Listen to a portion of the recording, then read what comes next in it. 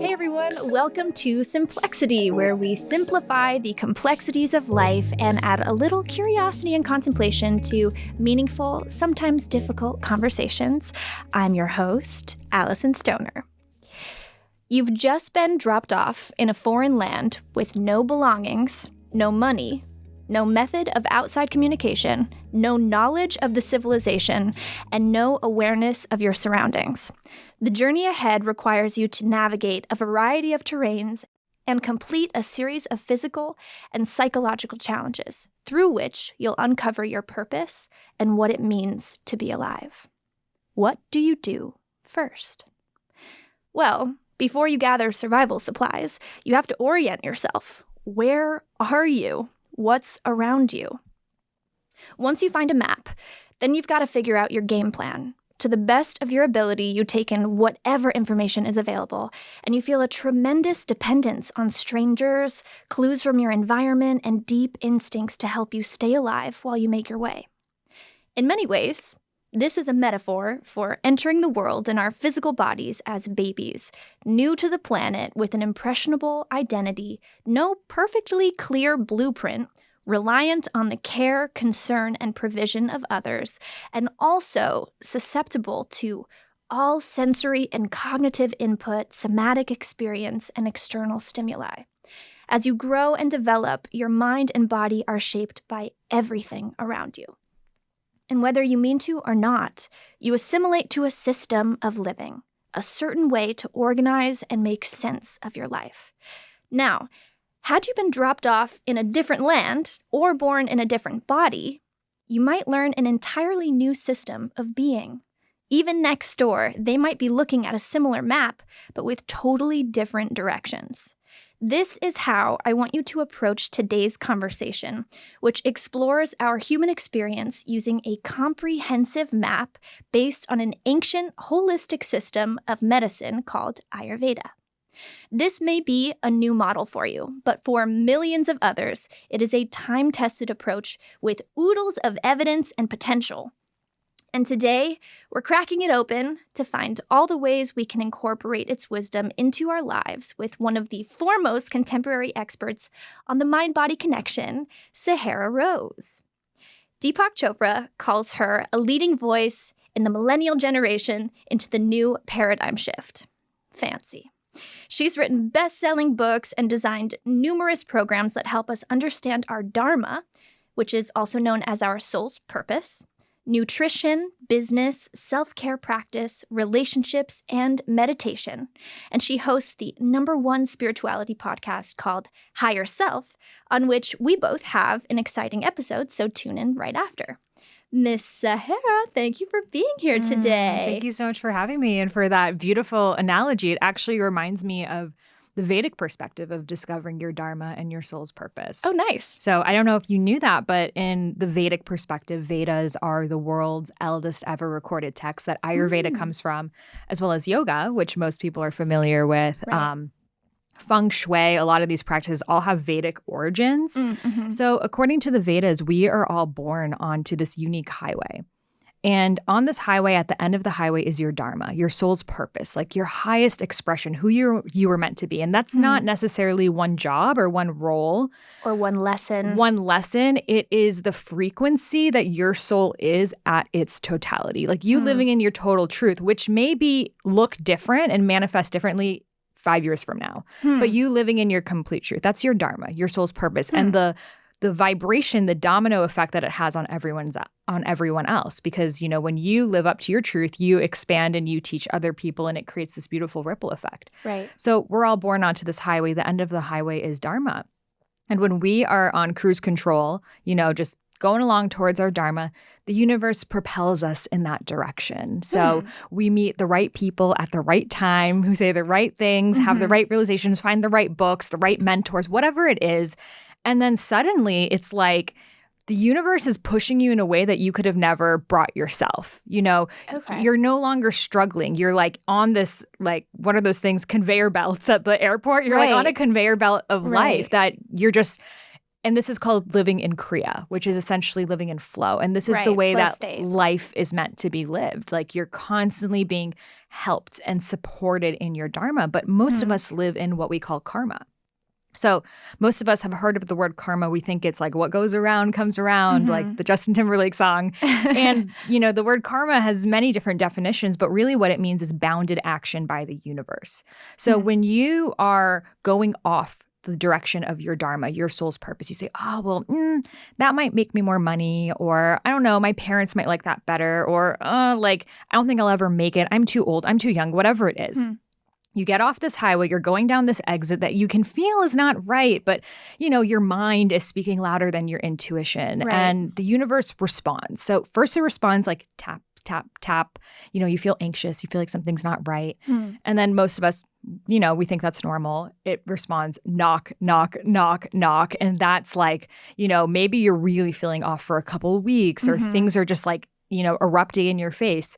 Most of us still don't listen. Most of us live in that state. And then the universe is like shaking us. We still don't listen. And eventually, for many of us, it gets to the point of an accident. Something that you literally have two choices at that moment: to either completely shift the trajectory of your life or to remain in pain. And for a lot of people, like, Eckhart Tolle and all of these profound spiritual teachers, they had to get to that point of accident, of feeling suicidal, feeling like they can't live on, to have that awakening. But we right now have the invitation to notice when it just feels like a tap, when it feels like anxiety, it feels like stress, to get back on that direction. So it's really beautiful that you shared that story, because we all literally are in this like jungle that no one can pave the path for you. The journey to prepare you for that Dharma is you paving the path yourself. And when you're in that alignment and you're in that flow, you'll experience support in ways that you never have experienced before. And it's coming both inwardly and outwardly, right? You can feel almost your cells regenerating and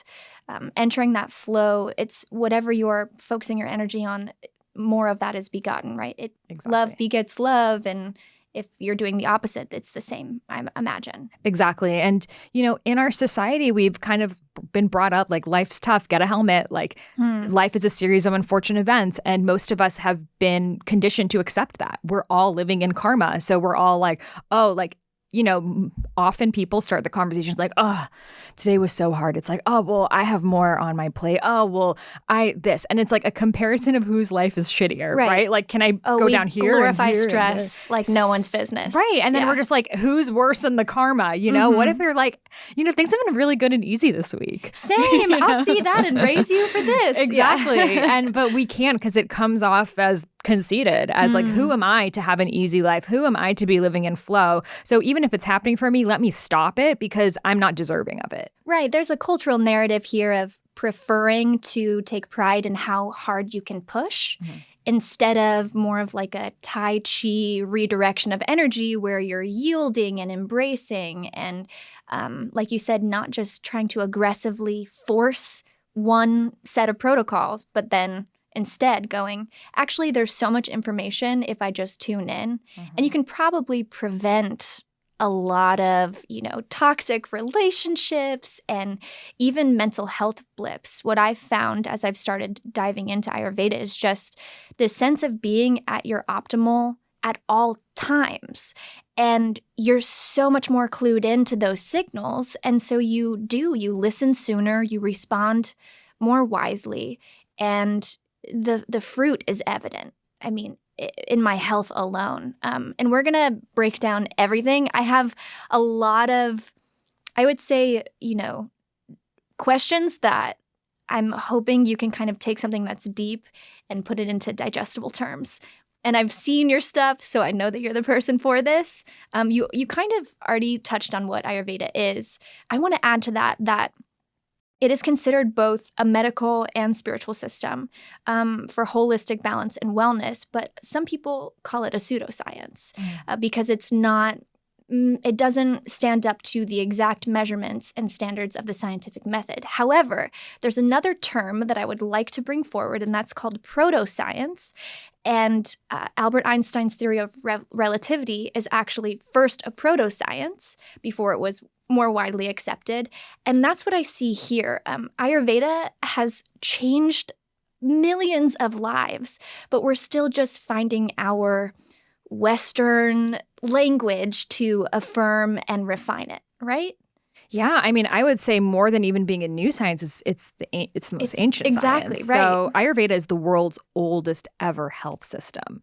And it essentially was recorded first in the Vedas, and then in year 800 AD, Chinese scholars came to India, learned about Ayurveda, and turned it into traditional Chinese medicine, which later on moved to Japan and became macrobiotics. It also moved along the Silk Road throughout Egypt, very much influenced, like the first ever surgeries in Egypt was influenced by Ayurveda. And then in the battles with Greece, it moved up to Greece and became Materias Medicas, which is the Greek medical system, which Hippocrates, was highly influenced on and became the Western medical system. Right. So if you really go back to where the concept of herbology, healing with herbs, the concept of bringing the body back into alignment, circadian rhythm cycles, sitting on the floor, like all of these concepts come from Ayurveda. What happened was when the British ruled over India in the 19th century, they saw that people could control their health and well-being. And they didn't want that because they wanted to rule over people and divide and conquer.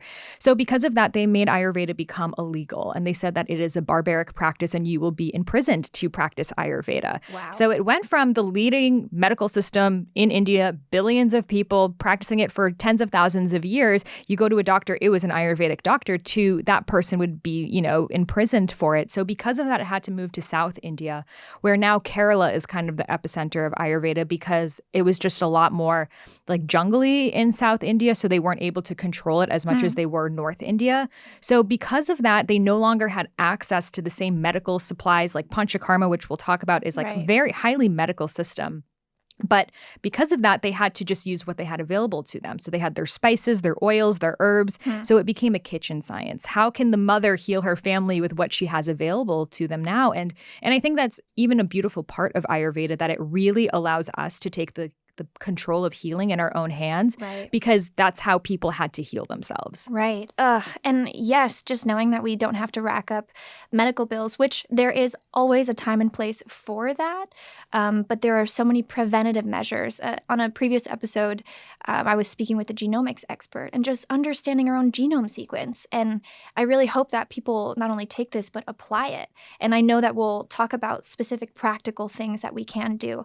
I think just for Ayurveda 101, growing up here in the States, I had the food guide pyramid. I, read things by the FDA. And Same. Yeah, right? Yeah. And so I'm wondering how Ayurveda approaches something as simple as diet, fitness, and lifestyle. And then later we can break down chakras, we can get into doshas and all of that, but just food, fitness, and lifestyle. Yeah. So, the beautiful thing about Ayurveda is there's no one-size-fits-all approach. And I think that that's what we've realized in health. They're like, everyone go paleo, go vegan, go this, go that. And it just doesn't simply work for everyone. So Ayurveda is really about understanding what your body needs and when you need it. So the doshas are essentially the archetypes. The word dosha means energy. So we are all comprised of these three energies: Vata, which is air; Pitta, which is fire; Kapha, which is earth. And then the seasons are also going to change those. So for example, summer, it's hot, fire. The fall, it's cold, it's dry, air. The winter, it's cold, wet. Same with spring. So that's related to the earth energy. So we're born with these doshas. The earth is always changing and moving the doshas around us. So the approach to health is going to be always slightly different according to what's happening in our bodies and what's happening to the world around us. So for example, we've all noticed in the summertime, we want, smoothies and fruits and salads and things that are very cooling. Well, that's our body naturally wanting things that will cool us off. Whereas in the fall, it's like back to school season. Like we all energetically feel this, like we're changing our outfits, we're changing our Instagram bios, we're changing things up, and we want like the pumpkin spice latte. From 8th grade to I'm a 9th grader. Yeah, exactly. My AIM profile. Yeah. XX baby XX 92. Yes, or yes. no, now not the 90s. Yeah. 2017. 14. Born. Yeah. So, we want the pumpkin spice lattes, we want the soups, we want the broths, all of these things. And then in the winter, we kind of naturally want to hibernate, and then later in the spring go into spring cleaning and shaking things up. So naturally, without anyone telling us to do these things, we're intuitively doing them because we're responding to our environment. However, the level that perhaps I will have to spring clean might be different than someone else. If I've really been eating mac and cheese all winter, really hibernating, I'm going to have to spring clean a little bit more. Whereas someone who's maybe been like very active or in a hot climate doesn't need as much. Right. So this, again, shows us that we are a reflection of the environment, but the way that the environment reflects on us is going to be different according to our natural composition. Are there some general do's and don'ts for each dosha? Yes. So I think a good place to start is what the doshas look like. So Vata is air energy. So if you think about the air, it is fast, it is moving. You can never predict which direction it's going to go. So people who have Vata personalities, they are creative. They think outside the box. They are visionaries. They see things with that higher vision. They're bubbly. Like you have a lot of Vata. I don't know if you've taken the quiz. Interesting. Yeah. I was diagnosed Pitta with a little v. Big P, little v. So we'll talk about how the dosha you might have today is different than what you're born with. But for example, people who are Vatas are like creativity is their jam. So like singing, dancing, acting, like that's your creativity. I smell some. Yeah, I smell some Vata in there. Yeah, something's happening. So personality-wise, we can see that they're bright, they're bubbly, they're moving. But the shadow side of that, and with everything, there's a shadow side, which could be a more, aspects of yourself one might have to work on. It's with all of that energy and all those new ideas and all those sparks, sometimes it can turn into starting a lot of projects and not finishing them, or, getting really restless and not being able to chill, or getting really anxious. Like all of those thoughts can circulate in your mind like a tornado. And if you can't turn them off, that's anxiety, that's insomnia. So we have those both sides. If you think of Steve Jobs, he's a very good example of a Vata. Okay. So he was able to foresee this world where we had these like square devices that controlled our lives. And, we even see that he named it Apple because he was a raw vegan. And Vatas are very attracted to raw foods, cold foods, light foods, because they want to stay active and they want to stay moving. They don't want to be tied down. Exactly. So they even, I have a lot of Vata too. They talk fast. They're like, blah, blah, blah. So we're like, blah, blah, blah. Like that's like the Vata is being activated right now. And it's the air. And it's like, let's come up with ideas and analyze how the world works. And it's like, see things Want from to start that. a side podcast? Exactly. Or just like, what's the meaning of life? So that's like our Vata in there. But, if we, and I'm sure I've definitely experienced this too, like, not knowing what I'm supposed to do, like having all these things I'm passionate about that I don't even know how to get them started. And then sometimes you get stuck in that standstill. Okay. So that's Vata. And that's Vata. And then physically in the body, it's feeling cold, dry, bloated. It's like you have air in your stomach. You're bloated. You're gassy. It's air. So it's cold. It's dry. Constipation. Amenorrhea, which is not getting your period or getting very far spaced apart periods. I came into Ayurveda because my Vata imbalance was so severe that my body essentially, when I was 21 years old, shut down. I went into perimenopause. So I had no more hormones left in my body. And it started with just feeling really bloated and gassy and constipated and then like anxious and fainting and then losing a lot of hair and losing a lot of weight and feeling super just like cold and dry. And then I just wasn't really getting my period. And it was like a year, 2 years, like not a menstrual cycle. And this actually was caused by me from going on a raw vegan diet because I read online that raw veganism is the best way to be. And it can work for some people for a period of time. Right. But for the amount of Vata I had living in Boston where it was very cold, it was way too imbalancing. Context is key. Yes. Y'all. So I see this imbalance happen the most with health-conscious women because the foods that are advertised to us as health foods are Vata increasing. Green juices, salads, smoothies, kale chips, granola bars, if you think about it, like when's the last time you ate something warm? For a lot of us, we don't even have time to. So we're just kind of snacking on things at random times. And that perpetuates the Vata imbalance. And this is why anxiety is such a big issue. I mean, even if you think about we're all on 10 tabs on the computer at once, blah, blah, blah, blah, blah, that's Vata. Okay. And then some people who are born with more Vata in their physiology, like yourself, are like tall, lean, long face. So your structure and your face are very Vata. All right. So if you think about like Natalie Portman. Sign me up. Yes. Give me all the Vata you can find. I was thinking in your picture, you really look like her. Oh, thank you. I was thinking that you're the nicest person in the world. No, you really do. But if you think of Ashton Kutcher, for example, like almost like marathon, ballerina, that type of body, oftentimes if you look at we know about the sports nutrition archetypes, like the ectomorph, I believe it is, where you have a hard time gaining weight. That's a very Vata body type. Okay. So that's Vata. That's Vata. Then we have Pitta. Yes. So Pitta is fire. If I was like, ooh, Alyson, that girl is fiery. What do you think she's like? Confident, bold, not afraid to speak her mind, strong-willed, maybe even stubborn on the shadow side. Exactly. So that's Pitta for you right there. It knows what it wants. It's going to go get it. And because of that, they tend to be very successful entrepreneurs, athletes, just people who are high performers. But the shadow side of that is sometimes life doesn't go your way. Sometimes you set a goal for something and, someone cancels, it doesn't work out. And that's when that fire can come out. So they can erupt like a volcano. So anger, impatience, snapping at people. Would perfectionism be in there? Perfectionism for sure. The Pitta mind is like OCD. That's that shadow side.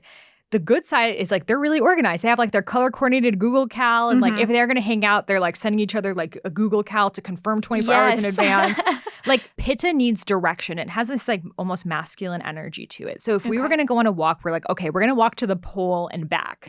Whereas Vata's like, you're like, oh, look, a bird. Yeah, exactly. I love your outfit. Yeah. Whereas Pitta's like, okay, what is this meeting about? Like it really wants to have a goal. And because of that, it really helps in a lot of ways, but then some ways it can keep you just so stuck in the physical and the doing that you lose sense of like why you're doing that. Okay. So physically, it's heat. So if I was like, oh, I feel like I have a lot of fire, like what do you think that means in my stomach and my body? Ooh, not a good time on the toilet is what that means. Exactly. So too spicy. Too spicy. So we even have this understanding ourselves. If you eat something spicy, you're going to go to the toilet. So our stomachs are considered our Agni, our digestive fire. So we all have a fire inside of us, our digestive system. But if we have too much fire going on in our body, our digestive system is going to be burning too quickly. So we eat a food, it goes right through our system. So what happens, we're throwing too much stomach acid at the food. So that is creating hyperacidity, which leads to heartburn, which leads to acid reflux, which leads to ulcers. So anything related to hyperacidity, inflammation, irritations are all related to Pitta. Okay. So Pitta shows up in the skin. If you think about the heat rises. If you go to a top bunk, it's hotter than the bottom bunk. So that heat in your digestive tract is rising. It's trying to escape. So that shows up as acne. Splotchy red skin. Just like, for example, if you broke out into hives, you know that there's a Pitta imbalance happening. Okay. And I tried to make myself become very Pitta. When I was writing my book, Idiot's Guide to Ayurveda, I had a 2-month deadline. I was like, okay, I want to get done. I'm like listening to Gary Vee. I'm going boxing. I'm drinking coffee. I'm eating spicy foods. I was like, I'm going to become a Pitta. And I broke out into hives, which had never happened to me before because my body is like, we can't handle all this like hot yoga and like ginger tea. It was too much. So everyone has a different threshold, depending on what they're born with. So some who are born more Vata can handle more Vata without going into the shadow side, whereas some who are more Pitta can handle more Pitta without going into the shadow side. But if we try to change our dosha completely, those shadow aspects are going to show up. So think heat, irritation, inflammation. But a lot of beautiful people in society are all of the doshas, like Jennifer Lopez would be a really good example of a Pitta. Oh, also down for that one. Yeah, she Sign is. me up, coach. Yes, like she is feisty. She's I don't know, almost 50 this year soon, and it's like she's and Hustlers, like timeless, right? And that's that fire. And if you think about even her songs, it's like Fuego, Volume 7, like Fuego, Fuego. Like she loves that fire. And in Latin culture, they really celebrate the fire in woman, whereas in Western culture, they celebrate the Vata in women. It's like, how can I be tall and lean? Like the number one DM I get is, how do I become a Vata? And I'm sure if I was in Latin America, it'd be, how can I become a Pitta? It's like, again, we don't want to change who we are. We want to own and like see the beauty of who we are. So I think of Madonna, I think of Jennifer Aniston, have a lot of that Pitta energy. We can also tell in the face, the jawline. A strong angled jawline, that's actually a sign of testosterone. Pitta has more of that testosterone in them. Putting on muscle easily. So people who like work out and they're just like strong, that's that Pitta energy. So we could also look at, Kobe Bryant, Tony Robbins. Like, why do we love Tony Robbins? Because he makes us all feel commanding. Pitta. Exactly. He's like, clap your hands and stomp your feet. And like, you're so excited. Whereas if you go to Dr. Joe Dispenza, it's very Vata. It's very in your head. And that's probably why I have Joe on the ride here and not Tony. Exactly. And it's just a different frequency. And I think when you're feeling like Kapha, which we'll talk about next, you need just more of that Pitta and that fire, and that will get you to the Vata. It's like the series that you can't go from like low to super high. You need to bring it through the fire. Okay. So what is the third? So the third is Kapha, and that's earth energy. So if I was like, Alyson, that girl is so earthy. Just serene, tranquil, grounded, peaceful, harmonious, united. Am I getting it? So what if I just came on your podcast?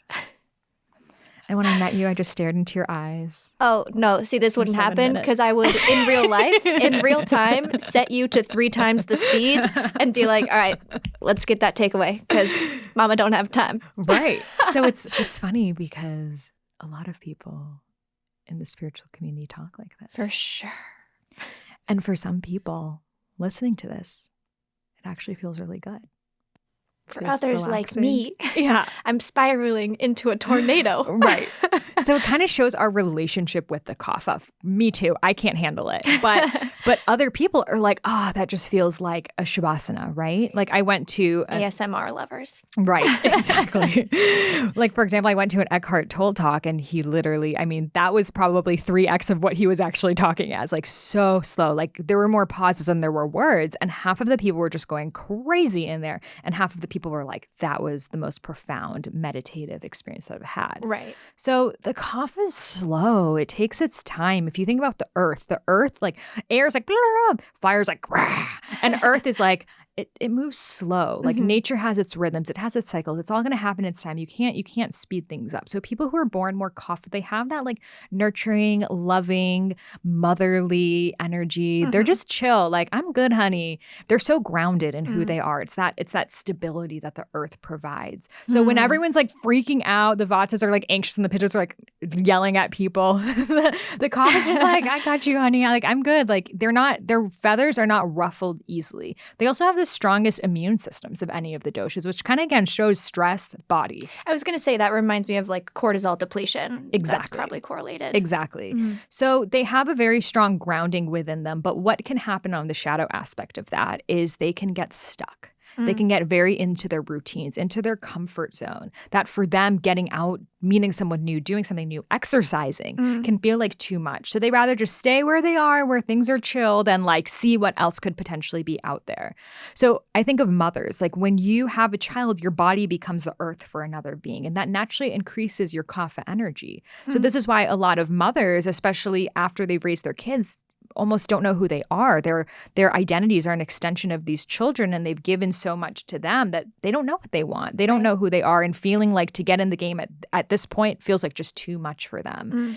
So what happens is this grounding manifests in the body. You're holding on to energy. And as we know, calories are energy. So we're holding on, and this might sound weird for people, but I'll explain even scientifically how it works. Kaphas tend to hold on to extra body weight and extra body fat. So if we think about why this could be like, how could you hold on to energy physically? Well, if you think about it, if you're always giving your energy out to others, you need to get that energy back in. So most likely you're going to emotionally eat, binge eat, especially comfort foods, which increase the Kapha in you, carbs, sugar, dairy, etc. So oftentimes, like people who are overweight, it's not that they're eating the most, it's that they're oftentimes not eating during the day and then at nighttime just emotionally eating because they've depleted themselves. They've really given up their cup. So because of that, we see a lot of heaviness, especially in the hips and thighs and lower body. It's that anchoring type energy. And again, when you feel depleted and heavy, you don't want to exercise, you don't want to stimulate your body, so they can get very sedentary and stuck. But the beauty of this is because they're so grounding, they can really hold space for people. So I think of Oprah as a beautiful example of this. Okay. And we can see, who doesn't want to be Oprah, right? But why do we love her? We love her because she could just ask you a question, be like, what's really happening? I actually was watching a Super Soul Sunday bit this morning, And that was exactly my response. I, of course, imagined using the power of visualization and the goals that I'm setting, I would absolutely love to be sitting across from her having a conversation like this. And what I felt energetically from her presence was this sense of, I know how to hold space for people and I've done my own work and this is how I operate. So this, and I actually found myself imagining telling her it felt a lot safer to be having the conversation with her than so many other of the renowned hosts that I've had the fortune of sitting across from. And, they're very dynamic personalities, but they are, I guess, more Vata. Or more and, Pitta, yeah. Yeah, and flitting, and then also kind of mongering, intimidating. And I just see her as being someone who would take you in. Exactly. And that was you intuitively picking up on her Kapha energy. So this is what Ayurveda does. It gives us language to these things. Instead of you feeling like, I don't know, I feel like I could just talk to Oprah. You're like, because she's Kapha. And now we can also see all of these other elements related to her. Like the biggest news of the 90s, Oprah lost weight, she gained weight. She lost weight, she gained weight. We know Oprah's biggest issue is boundaries, that she was not able to say no to people because she wanted to make everyone happy, that she would like fly to Spain and give a talk and come back. So we could see that this entire personality and archetype is around her. Robin Williams is another good example of a Kapha. So we all loved him. He made the whole world laugh, but we did not know what was going on inside. At the expense and sacrifice of his own well-being. Yeah. And Kapha, though they're the most like loving and good-natured, they're the most likely to suffer from depression, because depression is from long-seating holding in your truth and holding in your truth because you feel like you're carrying the weight of the world on your shoulders, that if you said, I need support, what's going to happen to everyone around you? Whereas Vata, more likely to get anxious, Pitta, angry, Kapha, depressed. Okay. If you're listening, see which box you check. Yes. I'm all three. Right? And you can be all three. You can have imbalances of all three. And we can talk about tridoshic, bringing things back into balance. But essentially what you want to do in Ayurveda is bring whatever dosha is the highest out of balance back into balance. So you might have a stage in your life that you're very Pitta. Like, for example, you said you took the quiz and a lot of Pitta showed up for you. That's probably because right now you're very in the doing. Yeah. Take charge, take risks. Right. So that's going to create a lot more fire within you. And it's also going to cause more of the fire aspects to show up in your life. But the truth of who you are is you're an artist. You're a creator, but you're amping up your Pitta. The middle of your life is also the Pitta stage of your life because you're like in that doing process.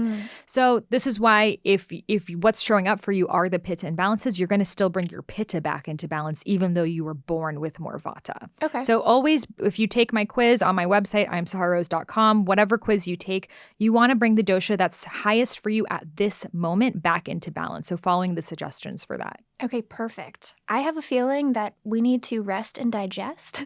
So let's take a break and we will be right back. Speaking of health and taking better care of yourself, do you remember eating breakfast cereal growing up? I know, who could forget? I still eat cereal for dinner like way too often. But when I was a kid, my family was known for having multiple shelves stocked with every flavor of cereal imaginable. And as an adult, you realize all your favorites are full of sugar and junk you really don't want to eat. But allow me to flip your world upside down with Magic Spoon, a new cereal company that recreates your favorite childhood cereals with 0 sugar, 12 grams of protein, and only 3 net grams of carbs per serving. They have 4 flavors based on the classics: cocoa, fruity, frosted, and blueberry. And I'm personally a fan of the variety packs because why choose one?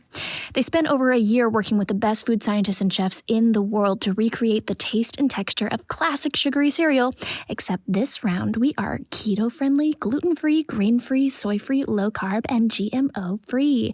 Truly Los Angeles in a box. So I got everyone to hook up with free shipping, and it's coming straight to you. Grab your variety pack and try Magic Spoon today. And be sure to use our promo code at checkout. There's a 100% happiness guarantee, so if you don't like it for any reason, they'll refund your money, no questions asked. Go to magicspoon.com/Simplexity and use the code Simplexity for free shipping. SIMPLEXITY. Thank you, Magic Spoon, for sponsoring the podcast and saving the best part of my childhood. Welcome back. We're chatting with Sahara Rose, and I'm learning so much about Ayurveda, and I have so many more questions. So hopefully there's some that are on your mind as well at home or watching and listening. I want to hear, you said a word before, Panchakarma, and I was fortunate enough to go to I guess you would call it a Panchakarma hospital or a spa, depending on what word choice you want to use. And something that's so beautiful is that in every medical and even spiritual system, you've got like the baseline therapies and treatments, but then it actually gets quite sophisticated. What is Panchakarma and what happens in there? Yeah, so the word Panchakarma means five-fold detoxification treatment. So essentially, a Panchakarma was something that they would always do in India about 4 times a year with every seasonal shift, even if it's a slight seasonal shift, because your body is going through a change. And it's a week, or you could even do for longer, essentially spa / whatever, retreat, vacation, you could call it, but you could even do it at home, which I'll share with you aspects of it. That you eat just warm cooked food, probably khichdi was what you were eating. So khichdi is the easiest to digest food in Ayurveda. Yes. Stews, soups. Yes. So khichdi is mung beans, which are a kind of pulse. Basmati rice. You could also I recommend doing quinoa if you can digest that well.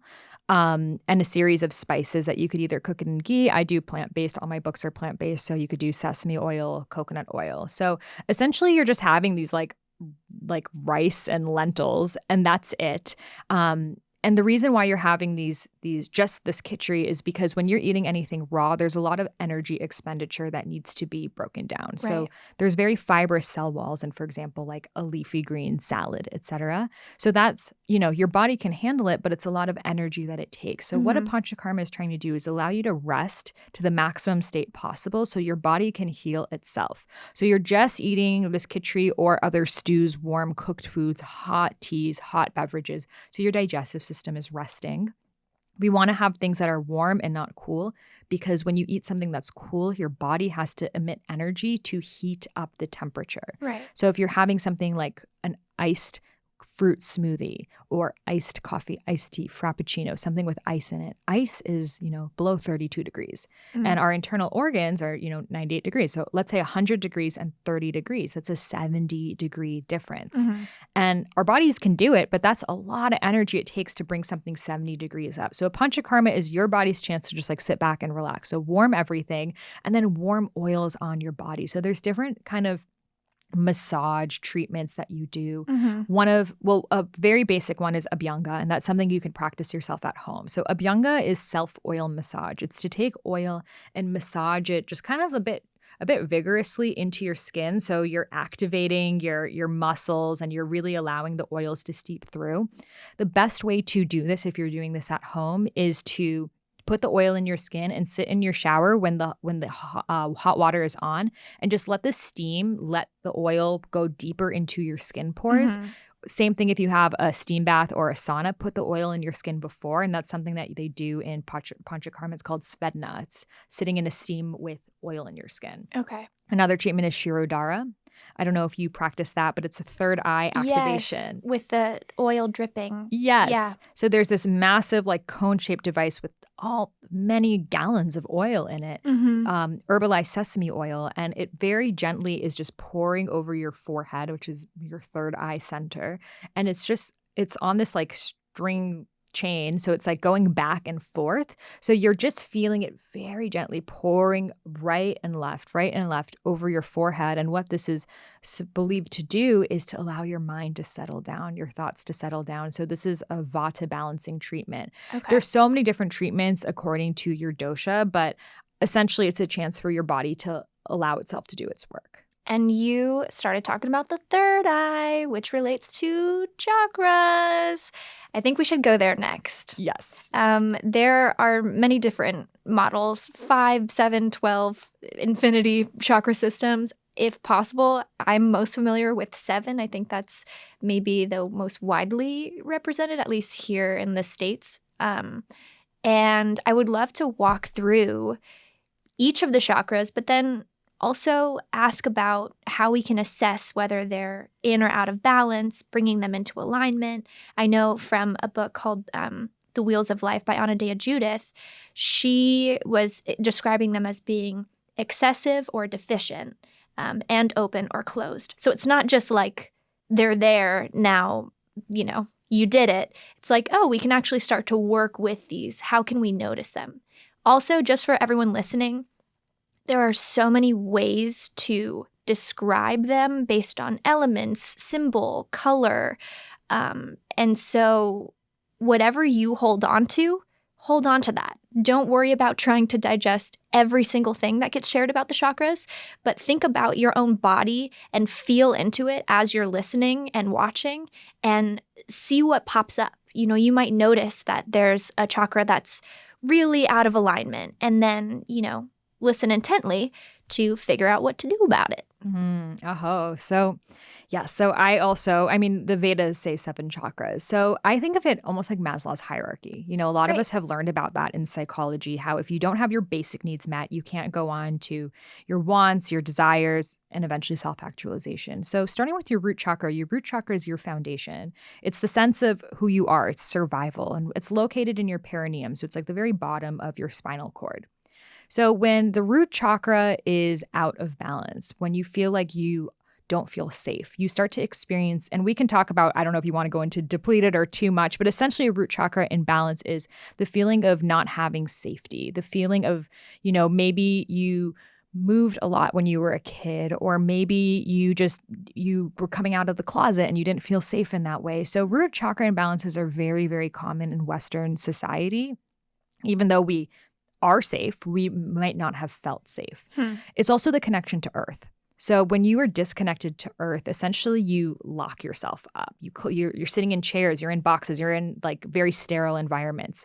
We're drinking in energy from earth constantly, but we have to allow ourselves to literally touch the earth, have our bare feet receiving the negative ions from the earth. And for women, like allowing our yonis to drink up that earth energy. So if you look at in African cultures, they were constantly squatting, they were in the earth, they were moving their hips, they're African dancing. Like anything that's moving your hips, and I know you love to dance too, that's opening up your root chakra and allowing you to receive that energy and stability from the earth. Is that like cat-cow in yoga? Yeah, cat-cow, definitely, like twerking. I love twerking. and that is actually an ancient birthing practice, you know, and a lot of women have shared with me that they have birthed their babies through that movement. And this is why, again, a lot of people like to be in water when they're birthing, because it allows your hips to go into that state. So root chakra is stability. Sacral chakra is pleasure. So an acronym that I like to use is CAP, creativity, abundance, and pleasure. And this is all related to the sacral chakra. So the sacral chakra is, you know, if root chakra was like primal sex, sacral chakra is like sensuality and relationships and eating a delicious chocolate and just enjoying it. Savory. It's more of a salsa dancing energy. Okay. So when that is out of balance, we experience a lot of just things related to the genitalia. Hormonal imbalance, vaginal dryness, feeling like you are not interested in sex anymore. Maybe These are isolating?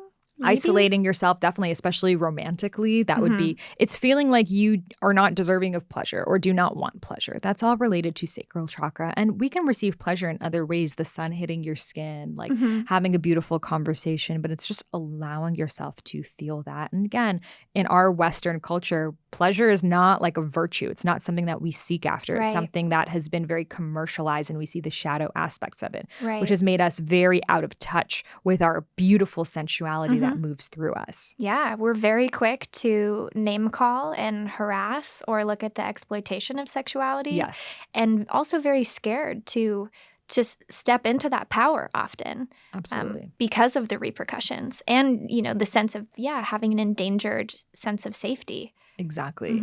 So in Tantra, which is another practice that I am studying right now, we see these energies, like the first 3 chakras, as kind of one unit. So when that root Tamas, chakra, right? Tamas is like feeling dullness. Oh, okay. I thought Tamas is like Tamas Rajas. And those are gunas. Gunas. Yeah. But it's related to that, right? Kind of. It's a way of describing things. Okay. Yeah. So we can talk about that next if you want. Matter, inertia, density. I'm like trying to absorb everything. Yeah, you're doing great. Keep it up. Keep going. So sacral chakra, it's that fluidity, and there's colors it's related to. So root chakra is red, sacral chakra is orange. In my book, Idiot's Guide to Ayurveda, I have an entire chart with like essential oils and the doshas they're connected to and the elements and like all of those things. And second is water, correct? Yes, that water. So that water is like that fluidity. And these are also kapha energies too. So we could see that they're all, grounding us.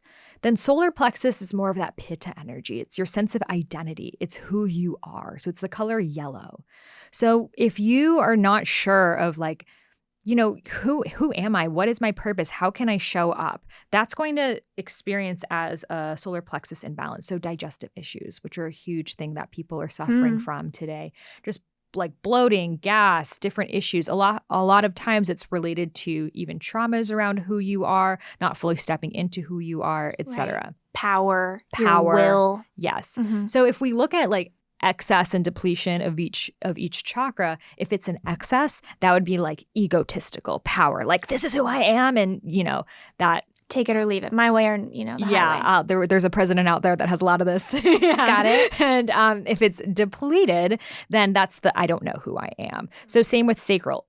If it's too much, it's like over sexualization, sexual fantasizing all the time. Depleted, I don't deserve it. Root chakra excess is let's battle, let's war. Okay. And then diminished is I don't feel safe. In a way, a lot of our systems seem to be operating from that more control, domination paradigm.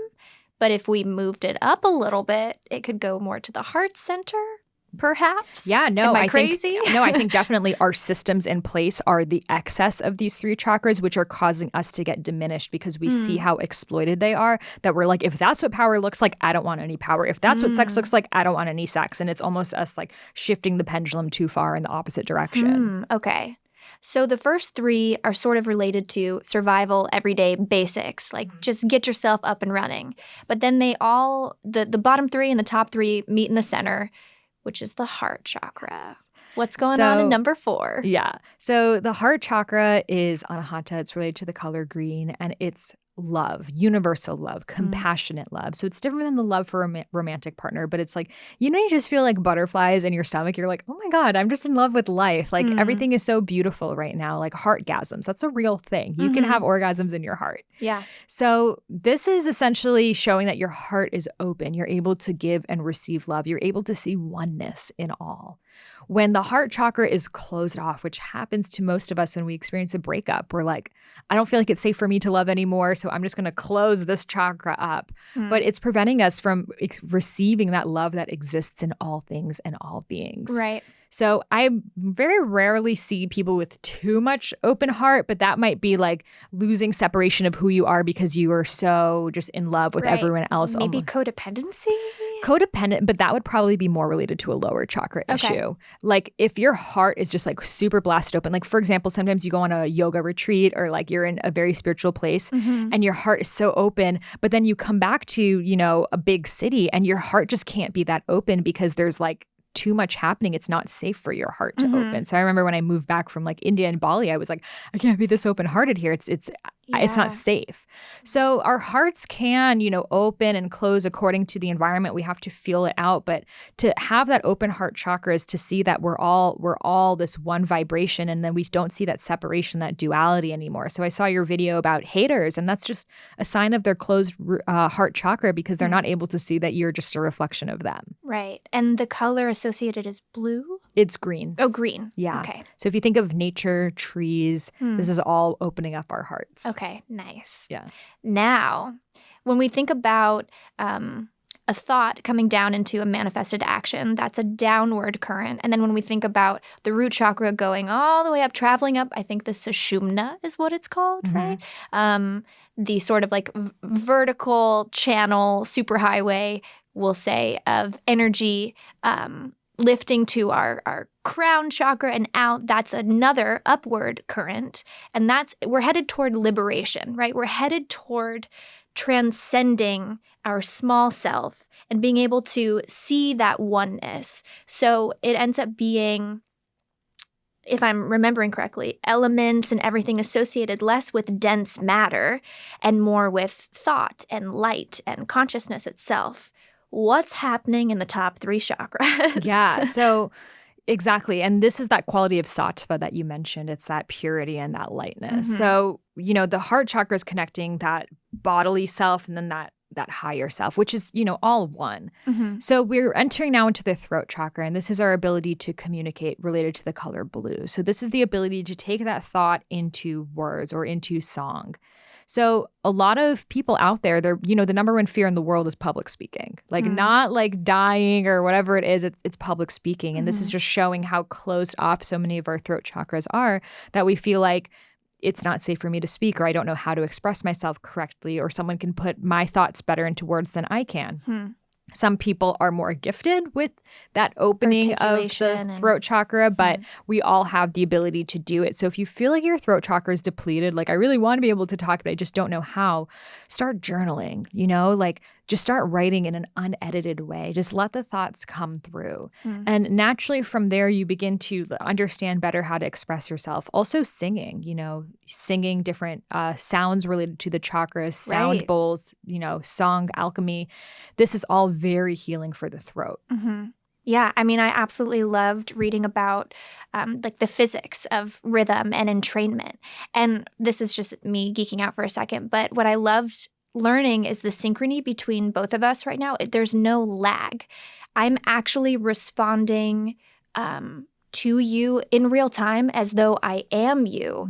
And that's fascinating to me, that the chemistry, we can have a true affinity on a scientific level, and it's almost like there was no separation. Even though my brain might be processing what seems like what you're saying later, physically what's happening is simultaneous. Absolutely. And I think that that's why people, having in-person communication is so important, because with that, I'm picking up on your body language. I'm picking up on your frequency. I'm picking up on your energy. That it's probably like our souls and our bodies doing more of the talking, and our words are just like things that we're putting out there. Arbitrary. Yes. Yeah, it leaves more room for resonance then. Exactly. And the throat chakra is related to that too. It's not just what you say, it's how you say it. I could have done the whole episode like this and said the exact same thing, and no one would have given a shit. Yeah. You'd be like, cut. I'd be like, you're giving me nothing. Yeah. She's giving me nothing. Get her out of here. Put her on a book. So that's related to that throat. Okay. So then we have the third eye, which everyone's like, how do I open the third eye? And you have to start with the lower ones and work your way up. But that third eye is related to the color purple. So it's the ability to use your intuition. So why is it the third eye? Well, if you take like a pencil and you stick it into your forehead in between your eyebrows, and you metaphorically, go straight there, everyone. Yeah, don't do this at home. Use your third eye. But you would actually hit a little walnut-shaped gland called the pineal gland. And this is essentially what that third eye is. The pineal gland is in charge of consciousness. It's the witness of all of the things that are happening right now. So we can think of this as our higher brain. We have our reptilian brain, which is our survival brain. It's just in charge of like, oh my God, there's a car, there's traffic. How am I going to get food? It's like fuck, fight, and flee. That's the reptilian survival brain. And it was created evolutionary because it's the responses we needed to make it. Sure. However, now we don't have like alligators like chopping our legs off. So we're using this brain in excess when it's not needed. And because of, fluoride and many other systems which we could go into, the pineal gland has been calcified. Right. So right now with things like meditation and eating clean foods, et cetera, we're decalcifying that pineal gland so it can start running the show, and we can see joy and unity and ease and abundance. And then when we see more of it, it starts showing up for more of us.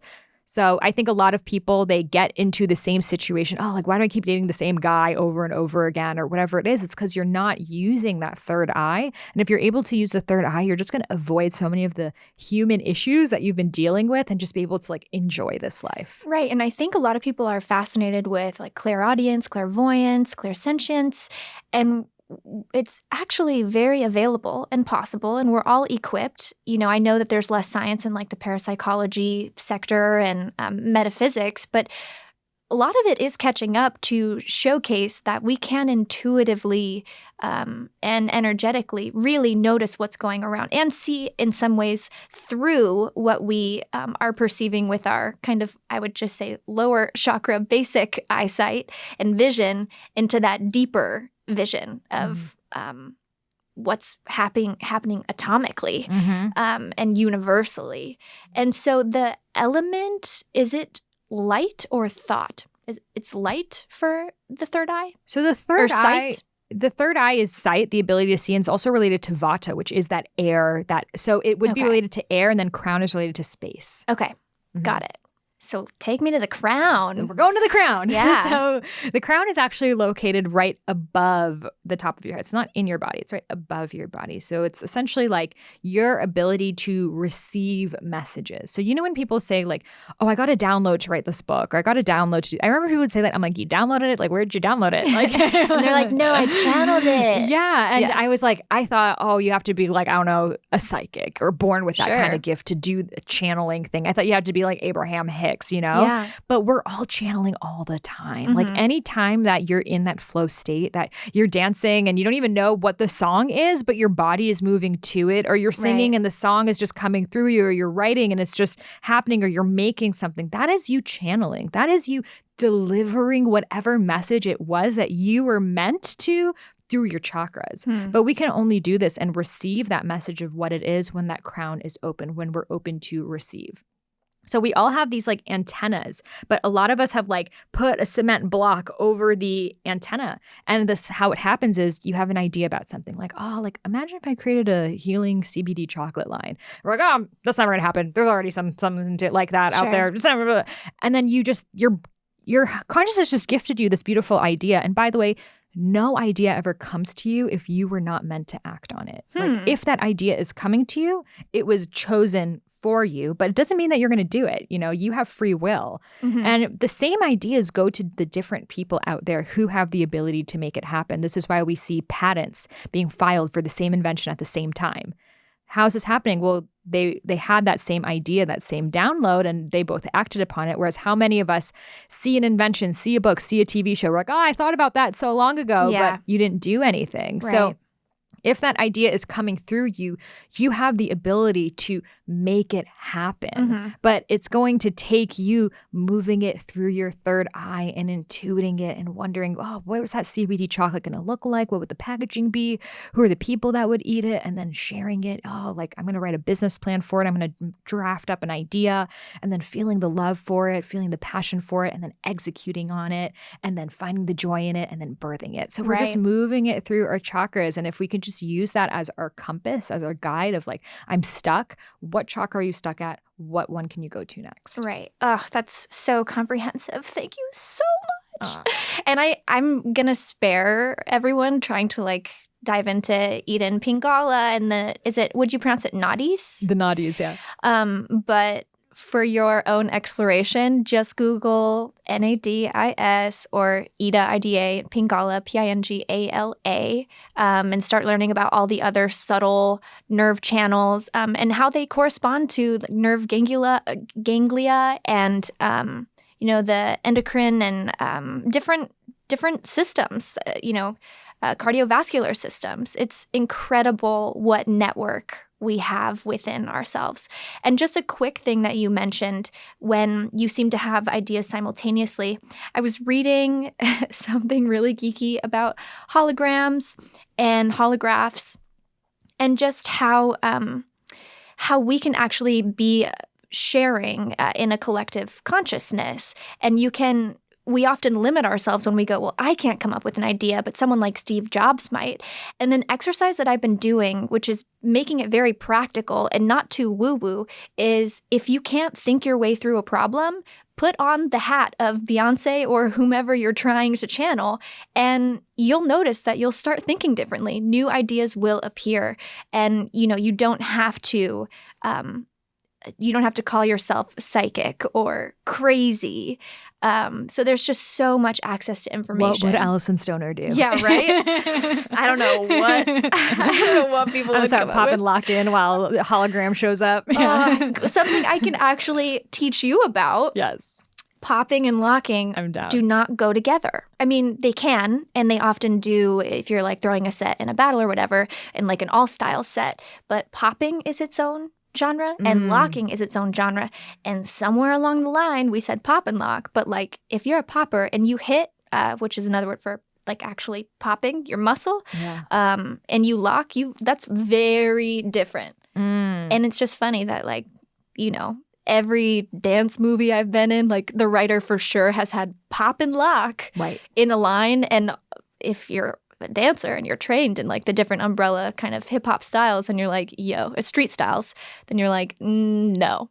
Can't say this. Well, I think it's just a good example of, that's the system of pop was one and lock was one. And then they merged together to create this beautiful thing that resonated with so many people. And this is what we're doing right now with these ancient teachings that have their own system, but we're not following them to a T. We're also linking in our schedules and our lives and the fact that you might not want to eat only khichdi for the rest of your life or only focus on your chakras. And it's this invitation to pick and choose what works for you and create your own and pop and lock. Modernize it and refine it.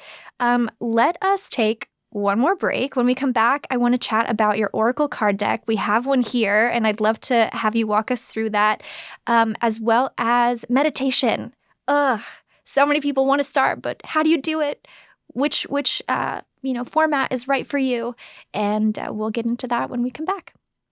Alrighty, friends, welcome back. We're still hanging with Sahara, and I want to talk about your Oracle card deck called A Yogic Path, which has incredible illustrations, by the way, by an artist, Danielle Noel, correct? So I have a confession first. I grew up believing that Oracle decks were completely dark and evil, and I apologize for my judgment, which I've learned now was actually just a complete misunderstanding and the wrong context and a very limited consciousness. So for us newbies, what is your Oracle deck? How does it work? And can we try it together? Yeah. So all Oracle card decks are a reflection of your own consciousness. They're contemplation tools. So a lot of us, we want to go into meditation or something related to that, and we can't. There's so many thoughts in our heads. And what Oracle cards provide us with is an opportunity to just tune in, center yourself, ask a question that's on your mind. It's not about predicting the future. It can't predict the future. You're co-creating the future in every moment. Boom. But how can I, best show up in this situation? Or what message do my guides have for me? Or whatever it is, what is my intuition telling me right now? So with this question in mind, you'll shuffle the cards and just really come to a state of stillness within. And imagining that these cards right now are the universe working through these cards. So you're essentially pulling something that source, consciousness, guides, whatever you want to call it, wants you to see. So we can pull a card for you right now. Yeah, let's do it. And how I like to work with the cards is you ask the question, you pull it, but you do not look at it. You place it between your hands in like a namaste position.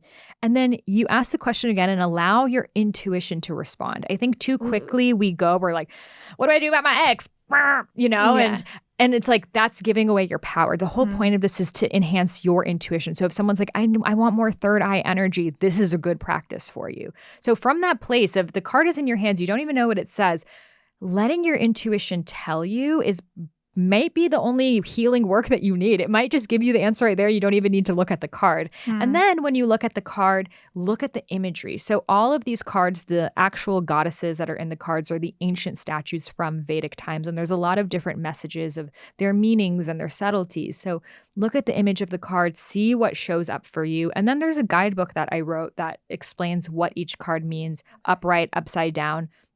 But more than that, it's not about looking at the guidebook. It's about tuning in within. Okay. So Which is kind of intimidating when there's a microphone and a timeline. Yeah. Like, okay, just step into it, you anxious Vata.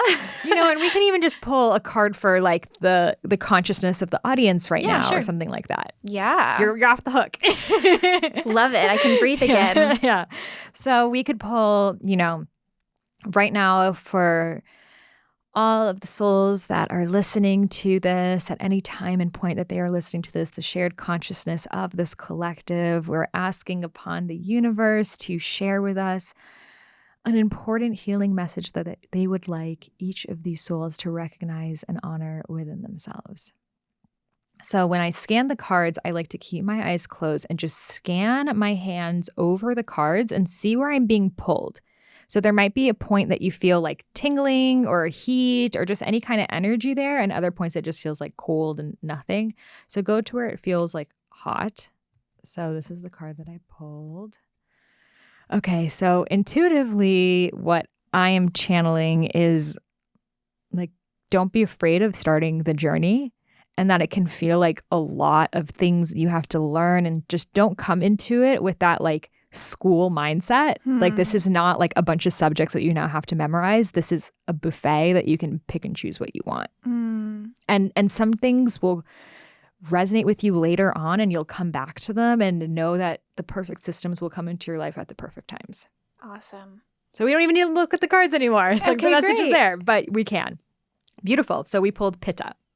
Great. So Pitta is that energy of transformation. It's that energy of taking something and bringing it to life. So I think a lot of the people who are listening to this right now maybe have an idea of something that they want to do, and they maybe just haven't gone into like quite doing it yet, that fear and that hesitation right before, I think, also going into this new year. So Pitta is reminding you to step into it, to transform, to like make that email or call or whatever it is, exactly, to take action. So, and then there is a guidebook that you can read the meanings even further. Gorgeous. Thank you. Yeah, just to piggyback on that really quickly, because I know we're running out of time. I was watching another video this morning, and they were talking about the education system and how the three key things that we need, the creativity, the curiosity, and the diversity, are what the culture of education is lacking. And so if you can tap into those and, like you said, see it as a buffet, see it as, a new kid, new to the world, just ready to learn anything and everything, that'll be a fun process. So let's quickly, if you can, talk about meditation. How do we enter into a space where that's actually possible? And where do we begin, like with an app or a book or mantras? What do you think? Yeah. So, there's so many different ways to meditate out there, but essentially it's the stillness of the mind. So I used to be like, I don't really need to sit and meditate. Like I dance, that's meditation. I go on walks, and it's not the same. We could do something meditatively, even this, but this is not even a meditation. To meditate, or sadhana, is to sit in stillness in a state of no thought, which sounds like the hardest thing to do. So I'm a big fan of using apps, especially if there's just a timer on it, and just noticing your breath, just coming into your breath. Like I like to inhale 7 breaths, hold it for 4 counts, exhale 7 breaths. So if I'm just doing that and I'm coming into a conscious state of breathing, it already just kind of X's out a lot of the thoughts and the worries I have. It brings my body into a more calm state. And then when thoughts are showing up, instead of entertaining them or going into them, especially if it's like a good thought, like you have a great idea about something and you're really tempted to write it down or whatever, I just label it. I'm just like, okay. And if it's a really good idea I want to remember, I'll be like, okay, when I look at my thumb after this meditation, that thought will come up. So, and if it's just a thought that's not serving me, like, oh, what am I going to eat later? What's happening after this? Our brains are so focused on the future that most of our narration, and it's, again, to prevent any kind of disruption, it's saying what's going to happen next, what's going to happen next. But it's preventing you from, living your life in the present, which is the ultimate key to happiness. So when a thought is coming up, label it. Thought, and then you instantly become the witnesser. You're no longer in the thought, but you're witnessing the thought. And then just come back to your breath. I like mantra meditations. So you could have a mantra. A mantra is a Sanskrit term that has a vibrational frequency or resonance. That's an ancient term. So for example, like Om is a mantra. Soham. So Soham is a very easy one that everyone can do. In Tantra, for example, they say Om is actually not a good meditation mantra to meditate on, because it's the sound of all of the universe. So it's not supposed to be a sound that we're supposed to like echo back. It's the sound of the universe. Where Soham is that frequency of like bringing your system, your masculine and feminine, into balance. So even just sitting, and every time the thought comes up, just come back to Soham, Soham. You can just label thought, come back to the breath, Soham. And it's really as simple as that and as difficult as that. Your biggest challenge is going to be your thoughts telling you that you have something better to do. And if you can just have that timer on, like, okay, this is the 10 minutes. There's nothing better I can do at this time than do this. Everything else is secondary to this. You're going to notice you don't feel anything during meditation. It's not like, oh, I meditated, now my life is great. You're going to start to notice that things that bothered you used to not bother you. Like the thing that triggered you about your mom is just like no longer an issue anymore. So it's not during meditation that you notice the shifts. It's your life around the meditation. I mean, we can do a whole episode on meditation alone. Well, on each of these factors alone. Awesome. Well, for everyone listening, I know you have so many programs, books, ways we can find you. What are you up to, and how can we join the sisterhood? Yes. So, well, the best way to start is to go on my website, IamSaharaRose.com, and take the dosha quiz. And that will allow you to see what is the percentage of each dosha in your mind and in your body. And it has like videos for each one and a free 3-day mini course. So joining that. And if you are craving more of a spiritual community of people who want to talk about this stuff and support you, even if you're totally at the beginning, I've created a sisterhood community called Rose Gold Goddesses that I'd love to have you as an honorary member and as an expert in there. But essentially, it's a community of women around the world who are supporting each other and becoming their highest selves. So we have each month an energy of a new goddess. So energy of creativity with Saraswati, energy of ease with Yamaya, and we're working with the different goddess archetypes. We have experts coming in. We have like Shaman Durek and I have a course in there, and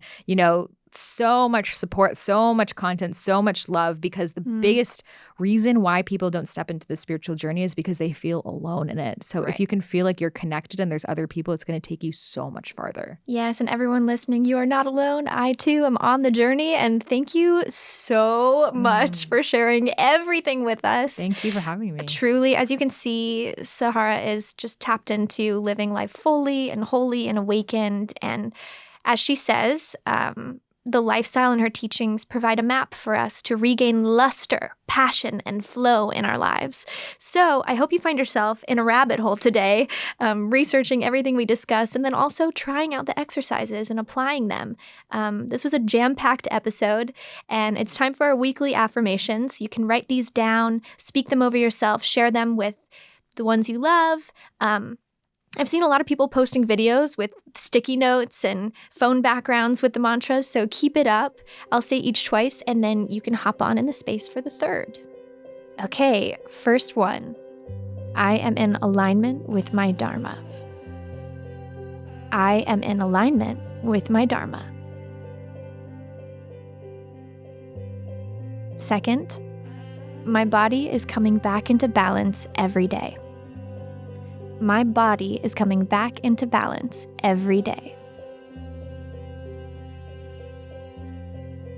I can hear the whispers of my soul. I can hear the whispers of my soul. So awesome. As always, if you found this to be helpful, I encourage you to hit subscribe, share it on social media, share it with a friend. Also, let me know what your favorite takeaway is. You can share it like with the time code in the comments. And if you haven't yet, please take 5 seconds to rate and review.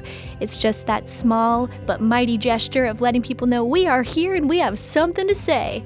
I believe this information is so valuable, so I would love for it to get out there. Thank you for being a part of the journey, and I will catch you next week on Simplexity. It's anything but small talk. Peace. Thank you for listening to Simplexity. I am so glad to be having these conversations with you all. It would mean so much if you took a second to rate and review this podcast. And if you haven't already, click subscribe to be first to hear each week's episode.